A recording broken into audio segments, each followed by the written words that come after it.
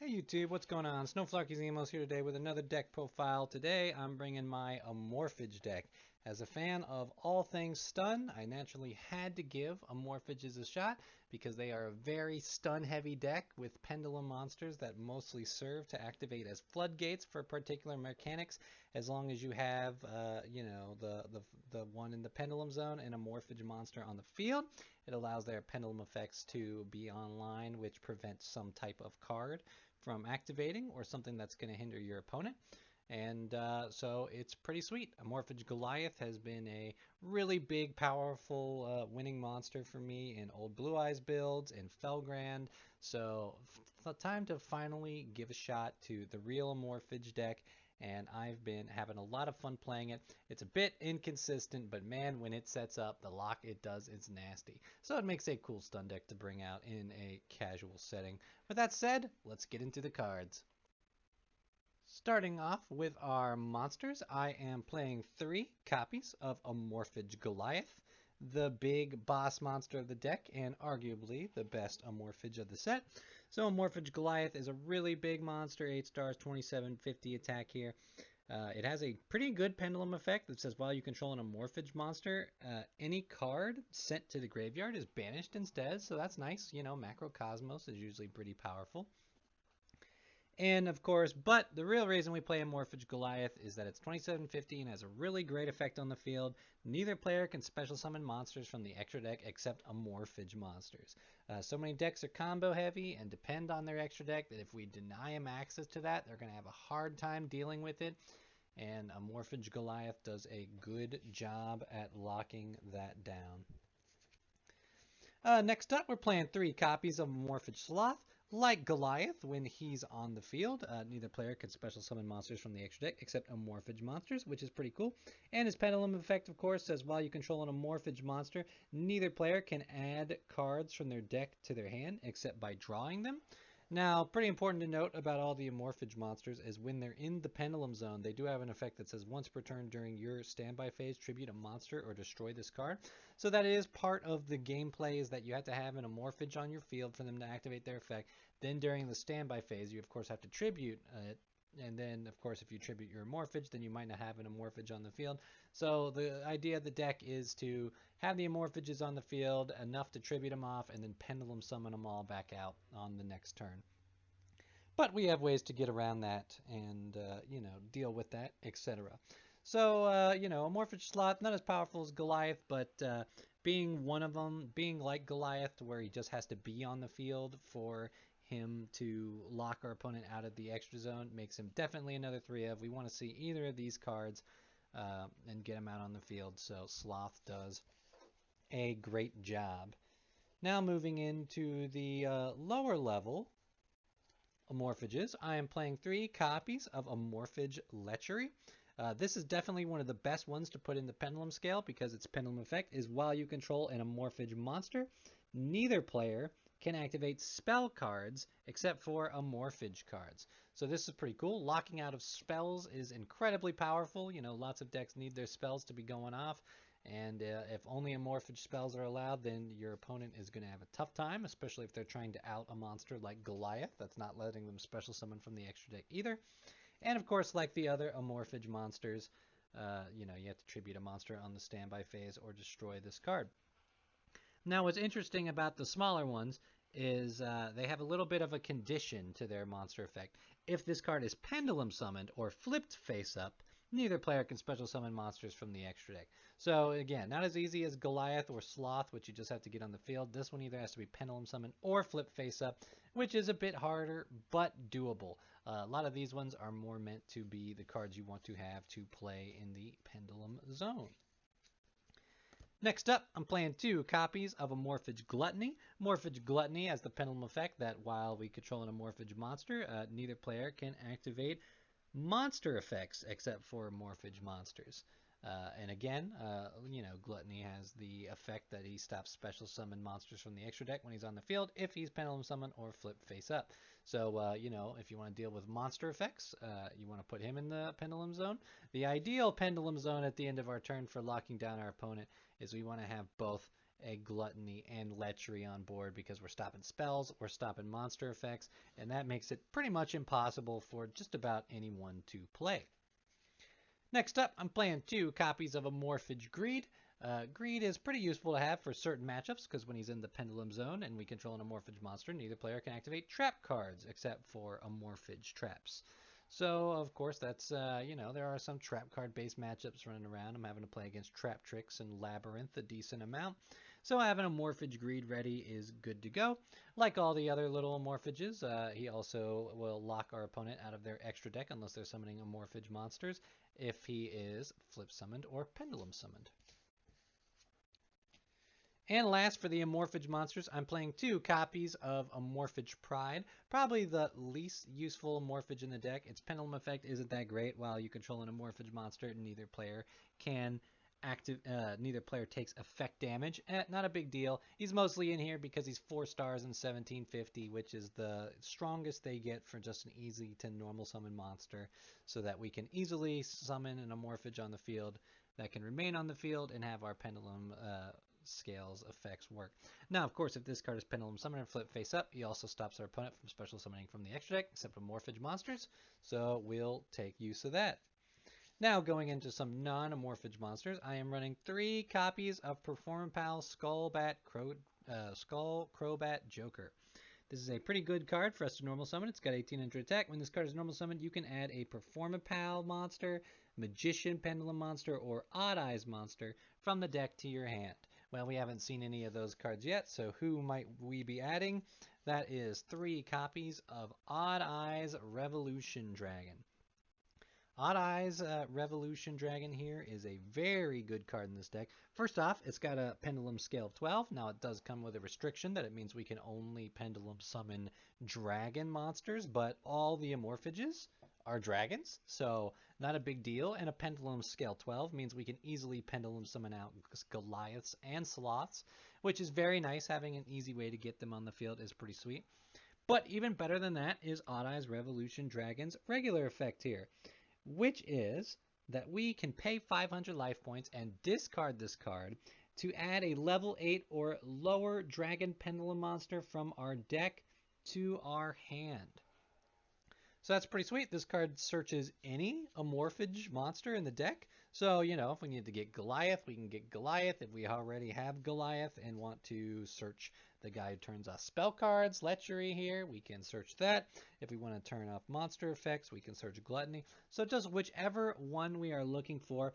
And of course, even the best part is that effect is not a hard once per turn. So multiple Odd Eyes Revolution Dragons can be used and will be used. And so definitely a good card to have. Next up, I'm playing 3 copies of Kaiden Kendo Spirit. This is a pretty cool card, mostly for just being a level 9 scale that can bounce back to our hand. So basically this card says if a monster is Pendulum Summoned, return this card from the Pendulum Zone to the hand. And what makes that pretty nice is being a scale 9 means we can Pendulum Summon out any Amorphage we have, which includes Goliath and Sloth. And then of course the ability to bounce this card back to our hand means that we free up a Pendulum Zone so that we can place another Amorphage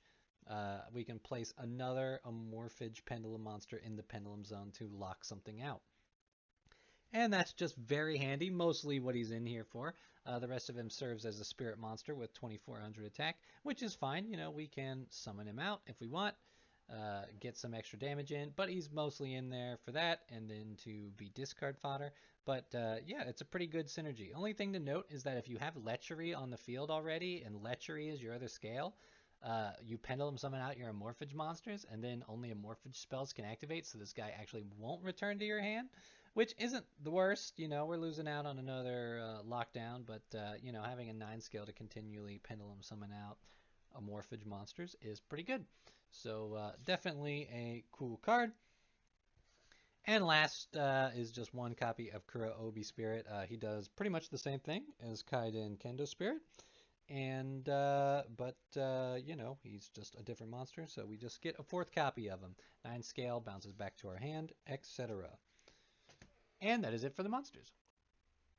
Next up, going into our spell cards here, I am playing 3 copies of Amorphage Infection. This is a pretty quick, sweet, continuous spell card to have on the field.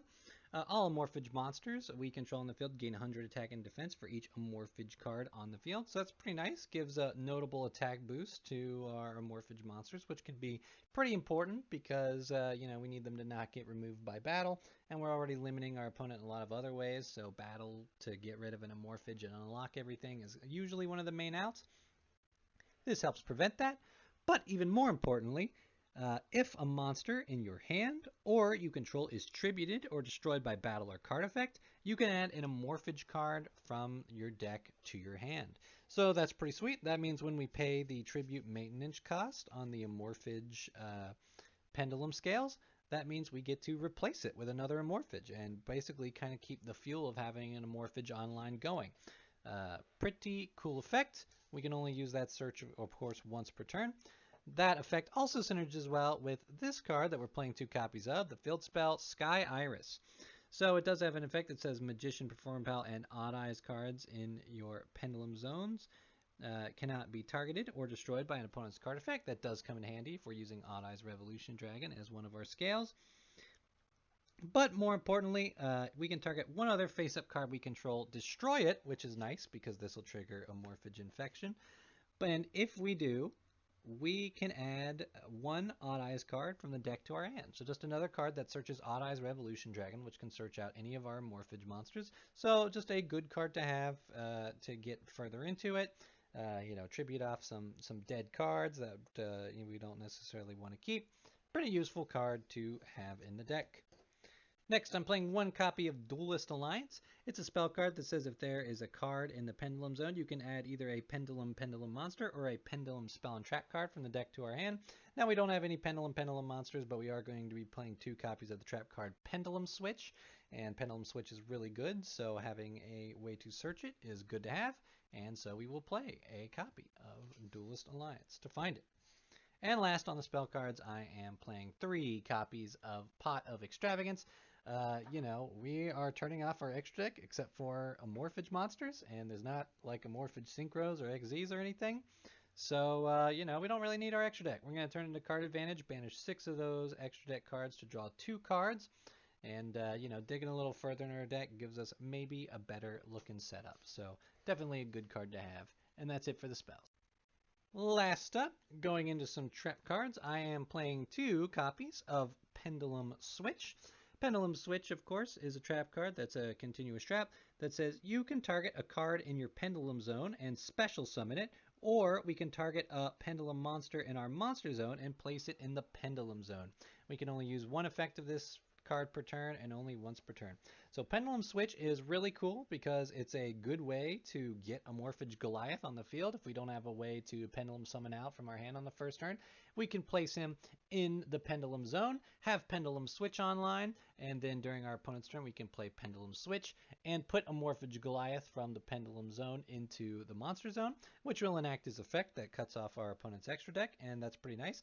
The other cool thing about Pendulum Switch is we can use it at, say, the end of a turn, the end of our opponent's turn, to move one of our Amorphage Pendulum Scales out of the Pendulum Scale into the Monster Zone so that we don't have to pay its monster cost, we don't have to pay its cost on our next standby phase. Then after that standby phase is passed, we can use Pendulum Switch to move it back in if we like.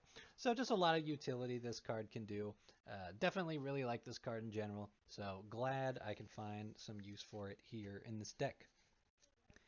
Next up, I'm playing 3 copies of Evenly Matched. This is mostly just in here in case I have to go second with this deck. Evenly Matched is just a really good card that at the end of the battle phase, if your opponent controls more cards than you do, your opponent has to banish cards face down until they control the same amount of cards you do. And if you don't have any cards on the field, you can play this card from your hand. So, if my opponent's set up and I gotta go second, I can play Evenly Matched before I start going off. And, this deck doesn't do well going second, so just throwing 3 Evenly Matched sometimes helps here. This can be swapped out and go all in on trying to win the die roll if you want, but since it's just a casual deck, I like to have the option. And last, I am playing one copy of Summon Limit just as the 40th card and kind of a backup plan if I don't have a ton of Amorphage lockdown set up on my first turn. Summon Limit can just help the cause because Summon Limit just makes it so that neither player can summon more than twice per turn. And of course, that's something we're not really doing in this deck. Um, and it's going to hurt our opponent a lot. So Summon Limit's a really good card that we can play around and gives us a backup strategy to help hinder our opponent if we don't have the Amorphage board necessarily set up. So pretty good card to have. And that is it for the main deck. So yes, that is it for the Amorphage deck profile. Like I said, a bit inconsistent, but a very fun, cool stun strategy to have. It's cool to set up the scales and have the constant flow of tributes to keep your Amorphages online and then resummoning them back out. Keeping the cycle going, it's really powerful in those games where you do get the good board set up, and like it quite a bit. Morphage monsters are very cool. Appreciate y'all checking out the deck profile. Love to know what you're doing with any of the Morphage cards. Are you playing them in other decks like Felgrand? Where have you seen success with them? And if you play a Morphage, I'd be glad to talk more about this deck in the comments below. Thanks for checking out the video, and I'll catch you in the next one.